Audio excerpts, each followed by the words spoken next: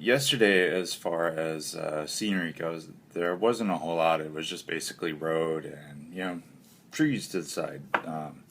Kind of seems to be par for the course at this point.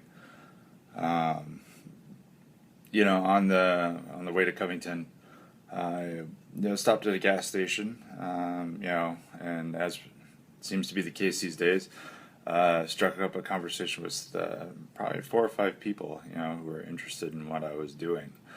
Um, you know, uh, it was kind of a neat experience because they were all really fascinated by it. Uh, and it was nice to take a bit of a break and do something other than ride.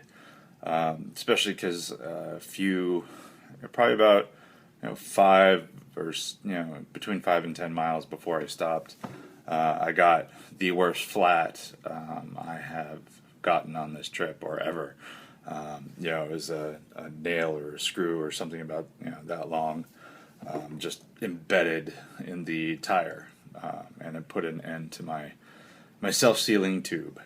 Um, tried to reinflate it, and it tried hard to seal up, but it was just too damaged. So put in one of the extra tubes that I had, and got going again. And in the beginning, something like this would have just been draining and annoying, but it just kind of seems to be the way things are going. And I just kind of like, of course, because I was rolling pretty well. I was doing about 15 miles an hour on average, and it was flat, and it was at least in the beginning there wasn't really any shoulders, so that was kind of um, you can't really look around when you're doing that. Your eyes fixated on your rear view mirror, or at least I was, and so, but I was making some decent time, and things were going pretty well, and then that happened, and I'm just like, that's just the way it goes at this point. So, um, one of the I passed a car that was parked on in the wrong direction on my side of the street, and there was a kid in the back, and as I rolled by, he just kind of like waved, which I found amusing because a couple times, like I recall there's some kids playing on a lawn, and as I was rolling by, they just kind of cocked their head a little bit and shyly kind of waved at me as I went by. So, and then when I got closer to Covington, right before Mandeville, finally got a thorough soaking. Um, Unlike the going into Baton Rouge, where it was like a minute or two of kind of light rain. It was about I don't know 5 or 10 minutes of not heavy rain, but like in between light and like medium rain. But it soaked everything. At least it soaked me head to toe. But that's why I wrap everything in dry bags, for that kind of thing.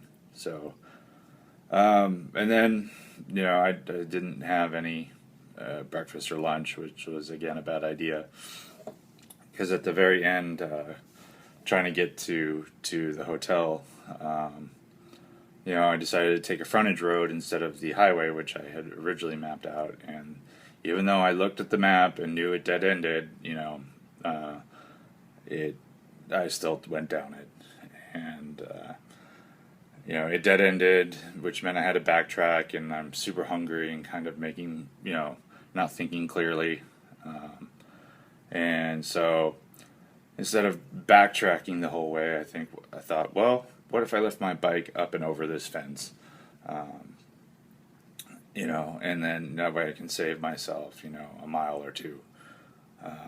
So I started to do that, got my bike up and over when my bag caught on, one of the little spiky things on the fence. And then you're holding a 60-pound bike, over, a spiky fence.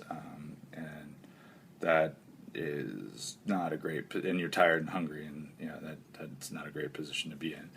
So I tried to clear things out. It's like stop doing stupid things. Just do it. Just backtrack. And so I did, which turned out to be beneficial because I saw some. I think there were geese, walking in formation in a line and commanding, and their commanding presence on the street as they crossed the road, which I thought was pretty awesome to watch. So anyway, I'm gonna take the Teme Trace rail trail. That way, on my way into Biloxi, it ends in Slidell. And, that way I don't have to worry about cars or anything like that for at least 30 miles. And that'll be nice.